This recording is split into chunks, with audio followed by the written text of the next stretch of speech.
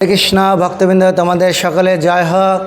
তো ভক্তবৃন্দ, যে আগামীকাল পাণ্ডবা নির্জলা একাদশী উপবাস, তো আপনাদের সকলকে আশীর্বাদ, ভগবানের অনেক অনেক আশীর্বাদ। যারা পাণ্ডবা একাদশী করবেন, নির্জলা একাদশী করবেন, তারা অবশ্যই ভগবানের কৃপা পাবেন। তো এই পাণ্ডবা নির্জলা একাদশী উপবাস আগামীকাল 18 জুন, 26শে ত্রিবিক্রম, 3 আষাঢ়, 18 জুন মঙ্গলবার গৌড় একাদশী। এই গৌড় একাদশী পাণ্ডবা নির্জলা একাদশীর পূর্ণ উপবাস। তো আপনারা এই মঙ্গলবার 18 জুন মঙ্গলবার এই তিথিটা মনে রাখবেন, আগামীকাল এই একাদশীর পূর্ণ উপবাস। এবং বুধবার 19শে জুন বুধবার একাদশীর পারণ। তো একাদশী যে পালনের যে সময়সূচি, আমাদের যে বৈষ্ণব ক্যালেন্ডার, ইসকন ব্রহ্মবদ্ধ গৌড় সম্প্রদায়ের যে বৈষ্ণব ক্যালেন্ডার, সেই ক্যালেন্ডার অনুসারে এখানে যে পালনের টাইম দেওয়া হয়েছে সেটা 4:50 থেকে 7:30-এর মধ্যে। আপনারা এটা খেয়াল রাখবেন। এই বৈষ্ণব ক্যালেন্ডারে একাদশী পালনের ভোর 4:50 থেকে সকাল 7:30, মানে সীমিত সময়, বেশি সময় নয়। তো এই সময়ের মধ্যে আপনাদের এই পালন করতে হবে। তো আপনারা এটা অবশ্যই খেয়াল রাখবেন। আর কিন্তু বিভিন্ন স্থানের পালনের সময়সূচি বিভিন্ন, সেটা এই ভিডিওর শেষে আমি বলবো, ভিডিওর শেষে দেখানো হবে, আপনারা দেখবেন ভিডিওর শেষে। তো আগামীকাল যে পাণ্ডবা নির্জলা একাদশী, এই নির্জলা একাদশী খুবই গুরুত্বপূর্ণ। কারণ এই একাদশী যে আমাদের যে 12 মাসে যে কয়টা 24টা একাদশী, 12 মাসে যে 24টা একাদশী, মাসে 2টো একাদশী, তার মধ্যে সবথেকে গুরুত্বপূর্ণ একাদশী হচ্ছে এই পাণ্ডবা নির্জলা একাদশী। তাই শাস্ত্রে বলছে, যদি কেউ পাণ্ডবা নির্জলা একাদশী পালন করে, তাহলে তার এই 12টা একাদশী পালন করার, এই 24টা একাদশীর পালন করার যে ফল, সেই ফল শুধু একমাত্র এই পাণ্ডবা নির্জলা একাদশী পালন করলেই তার ফল লাভ হয়ে যায়। তো এই পাণ্ডবা নির্জলা একাদশী শাস্ত্রে বলছে, এই পাণ্ডবা নির্জলা একাদশী একদম নির্জলা রাখতে হবে। কারণ জল পর্যন্ত এখানে পান করা যাবে না, জল পর্যন্ত খাওয়া যাবে না, একদম নির্জলা। তো শাস্ত্রে এইভাবে বলছে যে এই একাদশী একমাত্র কিছু আহার করা যাবে না, একবার জল পর্যন্ত আহার করা যাবে না। তাই এইখানে যে শাস্ত্রে এখানে রয়েছে যে ভীম একাদশী করছে, পাণ্ডবরা একাদশী করতেন, কিন্তু সমস্ত ভাইরা একাদশী করতেন, তারা 4 ভাই একাদশী করতেন, কিন্তু ভীম কোনো একাদশী করতেন না। কেন? ভীমের যে জঠর ছিল বৃকাদক, তিনি বৃকাদক, মানে তার যে জঠর ছিল, মানে এত খাদ্য খেতেন, তিনি খাদ্য না খেলে তিনি শক্তি পেতেন না, তিনি খাদ্য না খেয়ে তিনি থাকতে পারতেন না, কিছু আহার করতেই হতো।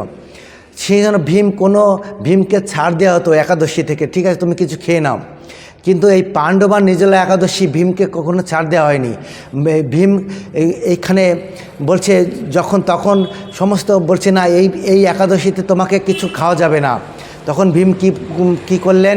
ভীম তখন কিছু তো না খেয়ে থাকতে পারবেন না, তখন তিনি একটা গাছকে কামড়িয়ে খেয়েছিলেন। কেন? এই পাণ্ডবা নির্জলা একাদশীতে জল পর্যন্ত খাওয়া যাবে না। তখন কোনো আমাদের যে মুখে যে থুতু আসে, তা আমরা আমরা ভেতরে নিতে পারবো না, কোনো ঢোক দেওয়া যাবে না।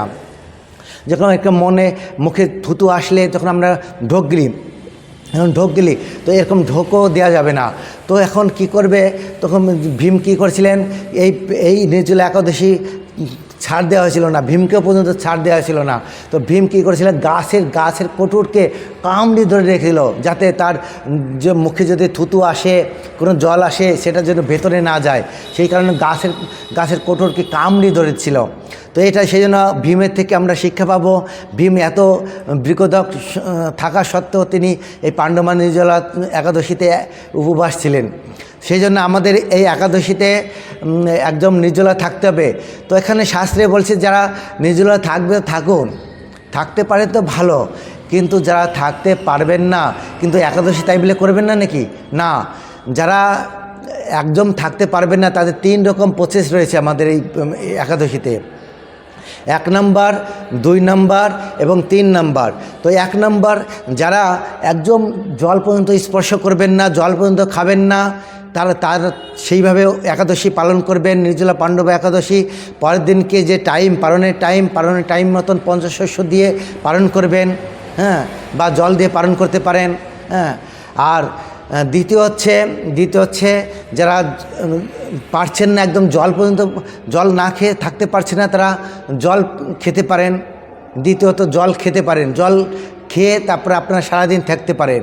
তারপরে তৃতীয় হচ্ছে যদি আপনারা জলও না খেয়ে জল খেচ্ছে কিছু না খেয়ে থাকতে পারছেন না, তখন কিছু ফল মূল এগুলো খেয়ে থাকতে পারেন।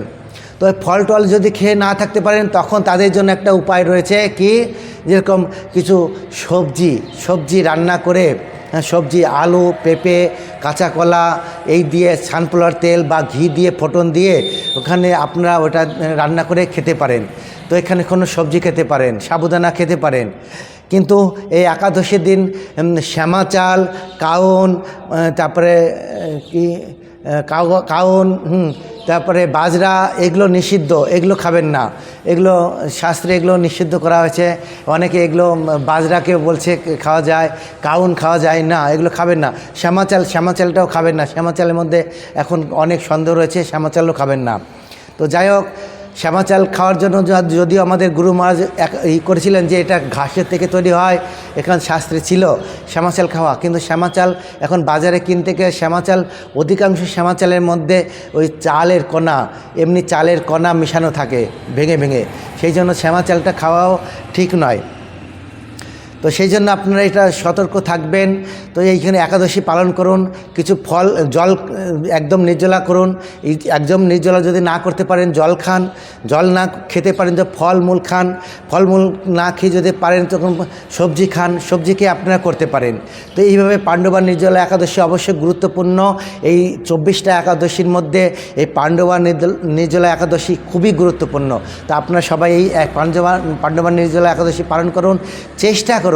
আর যারা চেষ্টা করে এই না খেয়ে থাকতে পারবেন না, তারা কি করবেন, তাদের জন্য আমি একটা এখানে এই শাস্ত্রের মধ্যে রয়েছে, এখন আমি তাদের জন্য পাণ্ডবা নির্জলা একাদশীর যে মাহাত্ম্য কথা, এই মাহাত্ম্য কথা শ্রবণ করবেন। যারা একাদশী পালন করছেন তারা সবাই মাহাত্ম্য কথা শ্রবণ করবেন, কারণ মাহাত্ম্য কথা শ্রবণ করলে এই একাদশীর ফল লাভ হয়। আর যারা একাদশী পালন করছেন না, তারা কি করবেন, তারা এই পাণ্ডবা নির্জলা একাদশীর যে মাহাত্ম্য কথা, এই মাহাত্ম্য কথা আপনারা শ্রবণ করুন, তাহলে আপনারা এই ফল লাভ করবেন। হ্যাঁ, তো এখানে পাণ্ডবা নির্জলা একাদশীতে যে মাহাত্ম্য কথা এখানে আলোচনা করা হয়েছে, হ্যাঁ, বলছে জ্যৈষ্ঠ শুক্লপক্ষের যে এই নির্জলা একাদশী ব্রত সম্পর্কে বৈবর্ত পুরাণে শ্রী ভীমসেন ব্যাস সংবাদে বর্ণিত হয়েছে। এটা আপনারা ভালো করে শ্রবণ করুন।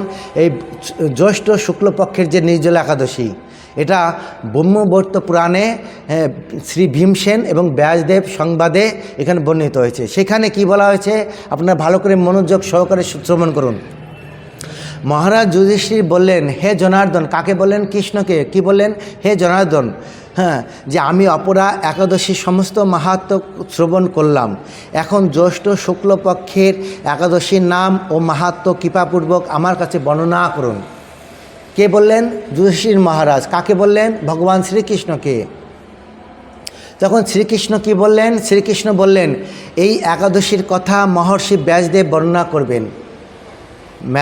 মহর্ষি ব্যাসদেব বর্ণনা করবেন, কেননা তিনি সর্বশাস্ত্রের অর্থ এবং তত্ত্ব পূর্ণরূপে জানেন ব্যাসদেব। সেই জন্য ব্যাসদেব এই কথা বর্ণনা করবেন। তখন রাজা যুধিষ্ঠির ব্যাসদেবকে বললেন, হে মহর্ষি দ্বৈপায়ন, আমি মানুষের লৌকিক ধর্ম এবং জ্ঞান কাণ্ডের বিষয়ে অনেক শ্রবণ করেছি। আপনি যথাযথভাবে ভক্তি বিষয়ে নিয়ে কিছু ধর্মকথা এখন আমায় বর্ণনা করুন। কাকে বললেন? ব্যাসদেবকে বললেন। কে বললেন? যুধিষ্ঠির মহারাজ। তখন ব্যাসদেব কি বললেন? যুধিষ্ঠির মহারাজকে বললেন, হে মহারাজ, তুমি যেসব কথা শুনেছ এই কলিযুগের মানুষের পক্ষে সে সমস্ত পালন করা অত্যন্ত কঠিন। যা সুখে, সামান্য খরচে, অল্প কষ্টে সামান্য করা যায়, অথচ মহাফল প্রদান করে এমন সমস্ত শাস্ত্রের সারস্বরূপ এই ধর্মই কলিযুগে মানুষের পক্ষে করা শ্রেয়। সেই ধর্মকথাই এখন আপনার কাছে আমি বলছি। তখন ব্যাসদেব এই যুধিষ্ঠির মহারাজকে সেই ধর্মের কথা বলছেন। কি বলছেন? যে উভয় পক্ষের একাদশী দিনে ভোজন না করে উপবাস ব্রত করবে। দ্বাদশী দিনে স্নান করে, ভালো করে শুনবেন আপনারা, দ্বাদশী দিনে স্নান করে শুচি শুদ্ধ হয়ে নিত্যকৃত্য সমাপনের পর শ্রীকৃষ্ণের অর্চন করবে। এরপর ব্রাহ্মণদেরকে প্রসাদ ভোজন করাবে। অশৌচ আদিতেও এই ব্রত কখনো ত্যাগ করবে না। অশৌচ আদি বলতে যখন হয়তো কারো মাসিক হয়, তারপরে কোনো ঘরে কারো যেরকম সন্তান জন্ম হয়, অশুচি হয়, তো এই সমস্ত কর্মেও কখনো একাদশী ব্রত কখনো ত্যাগ করবে না। এখানে ব্যাসদেব যুধিষ্ঠির মহারাজকে পরিষ্কারভাবে বলে দিচ্ছেন। যে সকল ব্যক্তি স্বর্গে যেতে চায় তাদের সারা জীবন এই ব্রত পালন করা উচিত। পাপকর্মে রত ও ধর্মহীন ব্যক্তিরা যদি এই একাদশীর দিনে ভোজন না করে তবে তারা যম যাতনা থেকে রক্ষা পায়।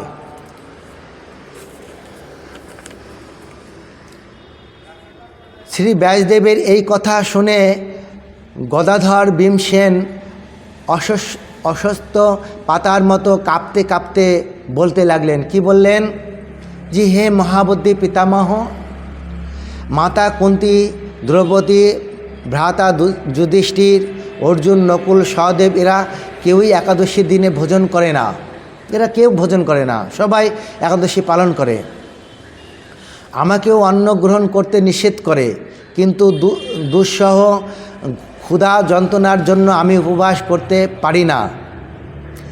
ভীমসেনের এরকম কথায় ব্যাসদেব বলতে লাগলেন, যদি স্বর্গ আদি দিব্যধাম লাভেও তোমার একান্ত ইচ্ছা থাকে তবে উভয় পক্ষের একাদশীতে ভোজন করবে না। তদুত্তরে ভীমসেন বললেন, আমার নিবেদন এই যে উপবাস তা দূরের কথা, দিনে একবার ভোজন করে থাকাও আমার পক্ষে অসম্ভব। ভীমসেন বলছে একবার ভোজন করেও তিনি থাকতে পারেন না, তার দিনে 3 বার 4 বার কতবার খেতে হয়। কারণ আমার উদরে বৃক নামক অগ্নি রয়েছে। এই বৃক নামক অগ্নি কী করে? এই ভোজন না করলে কিছুতেই তা শান্ত হয় না। এই বৃক নামক অগ্নি হজম করতে সাহায্য করে। সেই জন্য সেই অগ্নি সাহায্যে সে শান্ত হয় না। তাই প্রতিটি একাদশী পালনে আমি একেবারেই অপারগ। হে মহর্ষি, বছরে একটি মাত্র একাদশী পালন করে যাতে আমি দিব্যধাম লাভ করতে পারি এরকম কোনো একাদশীর কথা আমাকে নিশ্চয় করে বলুন। আমি তো কোনো একাদশী পালন করতে পারি না, কিন্তু আপনি আমাকে একটা একাদশীর কথা বলুন যে একাদশী পালন করে আমি এই বছরের সমস্ত একাদশী যে 24টা একাদশীর ফল লাভ করতে পারি। একটা একাদশীর কথা বলুন। তখন ব্যাসদেব বললেন, জ্যৈষ্ঠ মাসের শুক্লপক্ষের একাদশী তিথিতে জল পান পর্যন্ত না করে সম্পূর্ণ উপবাস থাকবে। বুঝতে পারলেন? তবে আচমনে দোষ হবে না। অনেকে আমাকে প্রশ্ন করে যে প্রভুজি, আমরা একাদশীর দিনে কি আচমন করতে পারবো? যে আচমন করতে গেলে যে ওম কেশবায় নমঃ করে নিয়ে আমি জল পান করছি, তো আমার জলটা তো আমাদের পেটের মধ্যে চলে যাচ্ছে, ঢোক গিলতে হচ্ছে। তো এটা কিন্তু গুরুত্বপূর্ণ কথা। এর আগে আমি একটা ভিডিও করেছিলাম, আচমন করতে পারবো কি। তো একাদশীর দিনে তো এখানে নির্জল একাদশী, জল পর্যন্ত স্পর্শ করা যাবে না, জল পর্যন্ত খাওয়া যাবে না, তাহলে আমরা আচমন করব কি করে? তো আচমন করতে গেলে যে আমাদের জল করতে হয়, ওম কেশবায় নমঃ তো টান দিচ্ছি, ওং নারায়ণ নমঃ টান দিচ্ছি, ওং মাধবায় নমঃ তো টান দিচ্ছি। সেই জলটা তো আমাদের কণ্ঠ দিয়ে আমাদের ভেতরে প্রবেশ করছে, জঠরে। তো এইখানে বলছে যে আচমন করতে কোনো অসুবিধা নাই। কেন আচমন, আপনার এই গানটা সবসময় মাথায় রাখবেন। আচমন করার সময় আমরা জল আমরা পেটের মধ্যে নিই না, আমরা খাই না জল। আচমন কী করি? কণ্ঠে ধারণ করি, কণ্ঠে ধারণ করতে হয়। ওম কেশবায় নিয়ে আমরা কণ্ঠে ধারণ করি, সেজন্য আচমন করা যাবে। আচমন করায় কোনো দোষ হবে না। যেমন আচমন করায় যেরকম দোষ হবে না, তারপরে যেরকম অভিষেকের দিনে যেরকম আমরা অনুকল্প প্রসাদ পাই, অভিষেকের দিনে চরণামৃতের মধ্যে অনেক সময় ধান, শস্য, চাল এরকম অনেক রকম শস্য থাকে, তো সেই চরণামৃত আমরা পেতে পারি, তাতেও কোনো দোষ হবে না। হ্যাঁ, এরকম চরণামৃত আমরা পেতে পারি, এতে কোনো দোষ হবে, কারণ চরণামৃত আমরা খাই না, চরণামৃত কণ্ঠে ধারণ করা হয়। এগুলো আপনারা এই জ্ঞানটা রাখবেন। তো এইখানে তবে আচমন দোষ হবে না, ওই দিন অন্ন আদি গ্রহণ করলে ব্রত ভঙ্গ হবে, অন্ন আদি গ্রহণ করা যাবে না, পঞ্চশস্য বর্জনীয়, একদম সম্পূর্ণভাবে বর্জনীয়। একাদশীর দিন সূর্যোদয় থেকে দ্বাদশীর দিন সূর্য অস্ত পর্যন্ত জল পান বর্জন করলে অনায়াসে 12টি একাদশীর ফল লাভ হয়। তো আপনারা এটা গুরুত্বপূর্ণ কথা, এই আপনারা যে পারণের সূর্য উদয় হওয়ার থেকে সূর্য অস্ত, এখন আপনি জল পান করতে পারবেন। যেরকম অনেকে মনে করেন যে আমাদের যে রাত 12টার পরে পরের দিনকে একাদশীর তিথি পড়ে যাচ্ছে, আমরা খেতে পারবো না, তা না। আমাদের একাদশীর তিথি এই শাস্ত্রে আমরা বৈষ্ণব মতে আমরা ধরি কখন থেকে, সূর্য উদয় অস্ত থেকে সূর্য পরের দিনকে সূর্য উদয় অস্ত পর্যন্ত। তা আমরা এই দিনকে যখন সূর্য উদয় অস্ত হব তার আগে যদি আমরা জল পান করি তখন আমাদের কোনো অপরাধ হবে না, কিন্তু তার মধ্যে সূর্য উদয় অস্ত হলে যদি আমরা জল পান করি তাহলে আমাদের নির্জলা থাকা হলো না। তো আমাদের সেই জন্য সূর্য উদয় অস্ত হওয়ার আগে আমাদের যা কিছু আহার করে নিতে হবে, পরের দিনকে আমরা তারপর সূর্য উদয় অস্ত হলে তারপরে আমরা কিছু খেতে পারবো, জল পান করতে পারবো। কিন্তু এই একাদশীর ক্ষেত্রে এই নিয়মটা পালনীয়। একাদশীর যে পালন করার নিয়মে যে জল পান করব, কিছু আহার করব, এই নিয়মটা একাদশীর দিনে একটা টাইম থাকে, বিভিন্ন স্থানে বিভিন্ন রকম টাইম থাকে। যেরকম আসামের একটা টাইম, পশ্চিমবঙ্গের একটা টাইম, উত্তর ভারতে একটা টাইম, এরকম দক্ষিণ ভারতে একটা টাইম, বিদেশে একটা টাইম, বিভিন্ন জায়গায় বিভিন্ন রকম টাইম থাকে। তো এই টাইমগুলো যেরকম আমার ভিডিওতে আমি শেষে এই টাইমগুলো দেওয়া আছে, আপনারা দেখে নেবেন। তো সেই জন্য এই টাইমের মধ্যে আপনারা পালন করবেন। একাদশীর দিন সূর্যোদয় থেকে দ্বাদশীর দিন সূর্য অস্ত পর্যন্ত জল পান বর্জন করলে অনায়াসে 12টি একাদশীর ফল লাভ হয়, এটা গুরুত্বপূর্ণ রাখবে। বছরে অন্যান্য একাদশী পালনে অজান্তে যদি কখনো ব্রত ভঙ্গ হয়ে যায় তাহলে এই একটি মাত্র একাদশী পালনে সেই সব দোষ দূর হয়।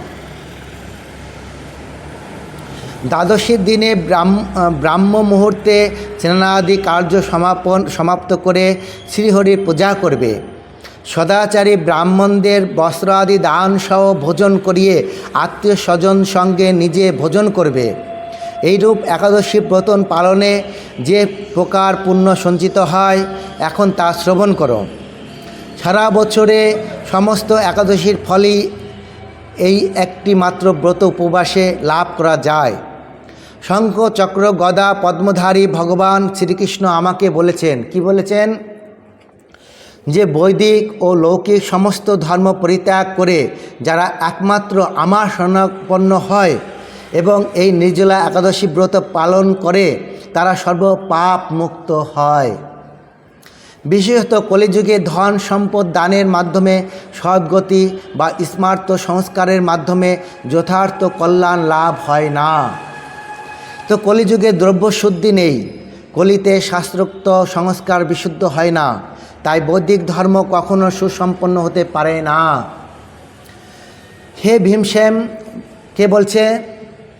যে ব্যাসদেব বলছে, হে ভীমসেন, তোমাকে বহু কথা বলার আর আমার প্রয়োজন কি? তুমি উভয় পক্ষের একাদশীতে ভোজন করবে না। যদি তাতে অসম্মত হও তবে জ্যৈষ্ঠ মাসের শুক্ল পক্ষের একাদশীতে অবশ্য নির্জলা উপবাস করবে। এই একাদশী ব্রত ধনধান্য ও পুণ্যদায়িনী। যমদূতগণ এই ব্রত পালনকারীকে মৃত্যুর পরও স্পর্শ করতে পারে না। পক্ষান্তরে বিষ্ণুদূতগণ তাকে বিষ্ণুলোকে নিয়ে যান।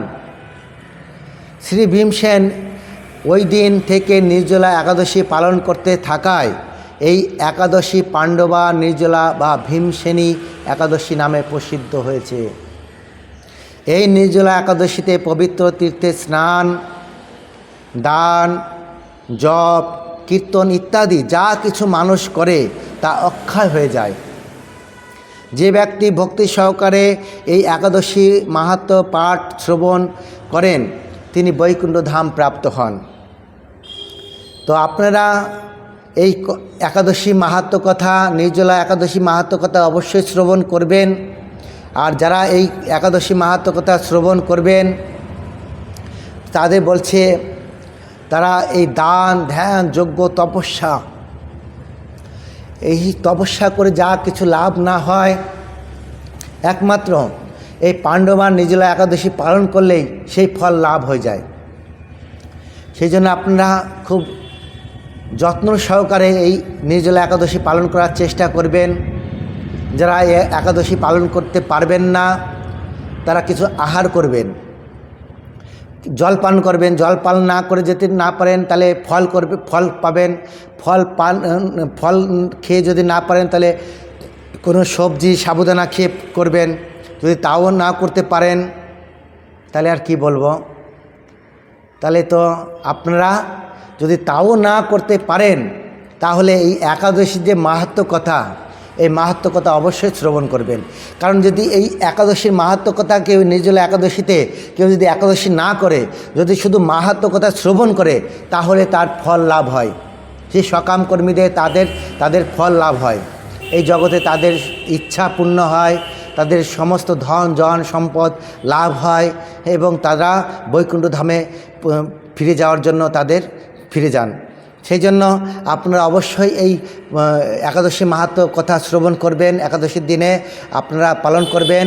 আর আপনারা দেখুন বিভিন্ন স্থানের যে সময়সূচি, বিভিন্ন স্থানের সময়সূচি বিভিন্ন, তো এখন এই বিভিন্ন স্থানের সময়সূচি দেওয়া হলো, আপনারা দেখে নিন। হরে কৃষ্ণ, জয় হোক, আপনারা অবশ্যই পালন করবেন। আপনার একটা কথা আপনাদের নিমন্ত্রণ থাকলো যে জগন্নাথের রথযাত্রা মহোৎসব, জগন্নাথের রথযাত্রা স্নানযাত্রা মহোৎসব আগামী 22